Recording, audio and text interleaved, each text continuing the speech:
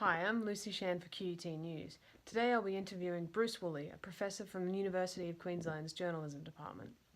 In your opinion, Bruce, does objectivity still have a place in modern journalism? It comes down to definitions. If objectivity means researching all sides of an issue and giving them the appropriate weight, as you would in academic research, and then assessing those arguments and arriving at a conclusion without taking sides, then yes, it certainly should still have the prime place in modern journalism. Impartiality and balance are more problematic. We need to move away from the he said, she said approach, which ends up at only time will tell. Journalism at its best is more muscular and more intellectual than that naive version of impartiality and balance. Interviewing people on two sides and then saying to the audience, you decide, is not enough.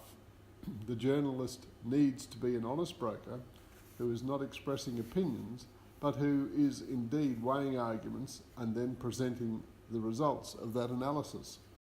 Do you think opinion is creeping more and more into journalism? Yes, it is, because it's cheaper and quicker to write an opinion than to investigate and interrogate the facts. And cost matters more when the market for traditionally published news is collapsing. But that's not a big problem if the opinion is clearly labelled as such. The same with satire.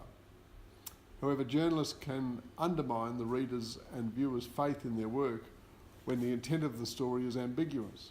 Is it supposed to be humour? Is this their personal thoughts on the matter? And if they're expressing their beliefs rather than their research findings. Would you classify someone like Waleed Ali as a journalist? Yes, I would. He's what Thomas E. Patterson of Harvard University would describe as a knowledge-based journalist. As a political scientist, his commentary is valid, even if it is controversial at times. He's not simply sprouting his own opinions, he's backing up those opinions with years of research and study. Also, his work is usually well labelled as opinion or analysis when he is in fact commenting. Do you believe certain media outlets in Australia are biased towards certain political parties?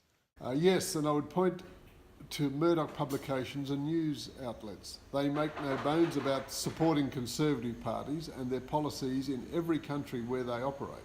Just look at their front pages during an election campaign. Rupert Murdoch's own kingmaker role in Britain, Australia and the USA is also well documented. He personally advises Donald Trump, for example. I don't know of any other Australian media outlets that are as blatant. Are social media likes and going viral changing the face of Australian journalism? Absolutely, and the evidence is there in the US presidential election of 2016. There was a deliberate attempt to sway voters by Russian entities that, according to all US intelligence services, included the government of Russia.